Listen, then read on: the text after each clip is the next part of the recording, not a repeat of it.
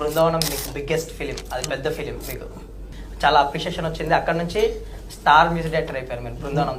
అక్కడ నుంచి దూకుడు ఇంకా వరుసగా చేసుకుంటూ వెళ్ళిపోయారు. అవును. సో బృందావనం జర్నీ చెప్పండి. తారక్ గారికి తెలియదు, ఎన్టీఆర్ గారికి తెలియదు మేము ఇలా తమను ఒక కొత్త మ్యూజిక్ డైరెక్టర్తో చేస్తున్నారనే విషయం తెలియదు. అప్పుడు ఫస్ట్ సాంగ్ చేసింది సూరి సూర్యుడే, దాని తర్వాత నిజమేనా, ఈ 2 పాటలు కంపోజింగ్ చేసుకుని ఇంకా తారక్ గారికి వెళ్ళి వంశీ నన్ను గోల్కొండ హోటల్లో ఉండమన్నాడు. సో నేను గోల్కొండ హోటల్లో లాబీలో వెయిట్ చేస్తున్నాను. తారక్ గారి ఇల్లు అప్పుడు అక్కడే ఉండేది, మసాబ్ ట్యాంక్లో ఉండేది, పెద్ద ఇల్లు, ఒక ఇండిపెండెంట్ హౌస్. సో అప్పుడు తారక్ గారికి వెళ్ళి సీడీ వినిపించిన వెంటనే అనే ఇలా 2 సాంగ్స్ చేసుకున్నాం, మీరు ఒకసారి వినండి, మీకు నచ్చితే మ్యూజిక్ డైరెక్టర్ పెట్టుకుందాం, ఎవరో చెప్తానని అని వంశీ.